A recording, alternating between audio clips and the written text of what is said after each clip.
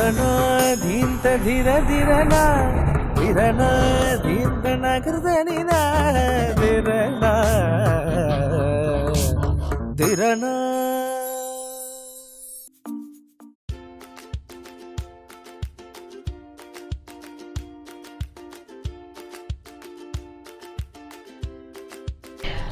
வணக்கம் நேயர்களே.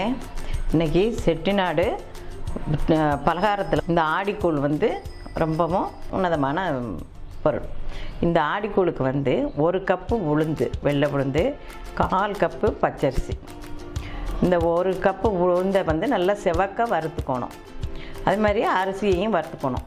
வறுத்து 2யும் ஒன்றா போட்டு, நிறைய அரைக்கணும்னா மிஷினில் கொடுத்து அரைச்சிக்கலாம், இல்லை கொஞ்சமாக இருந்ததுன்னா மிக்சியில் போட்டு அரைச்சி கொஞ்சம் நைஸாக சலித்து எடுத்துக்கணும்.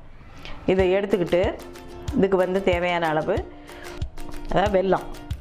இந்த வெல்லத்தை வந்து லேசாக பாகு காய்ச்சி எடுத்து வச்சுக்கணும். இந்த உளுந்தும் பச்சரிசியும் ஒன்றா வறுத்துட்டு அரைச்ச மாவு இது. 1 ஸ்பூன் நெய் விட்டு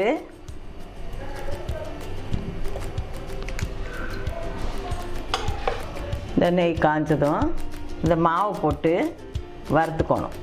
நெய் காஞ்சிருச்சு. இந்த மாவை போட்டு உளுந்து மாவை போட்டு வறுக்கணும்.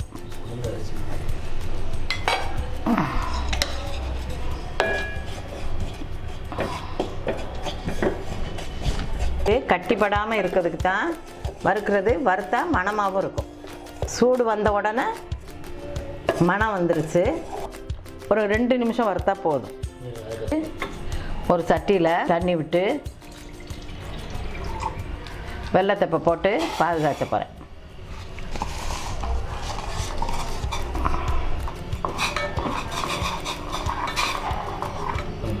வெள்ளைப்பாகு கரைஞ்சிருச்சு. இப்போ இதை வந்து எடுத்து வடிகட்டிக்க போகிறோம்.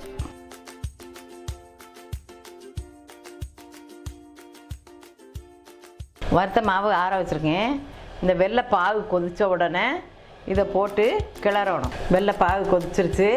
இந்த மாவை கொட்டி கிளறணும்.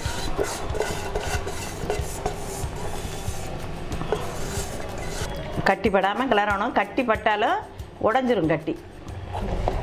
சிம்மில் வச்சு நெய் 2 ஸ்பூன் போடுறேன், கட்டிப்படாமல் இருக்க.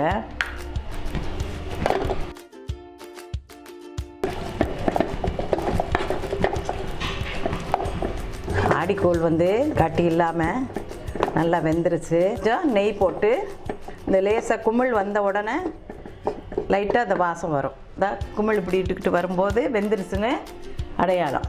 நெய் போட்டுட்டு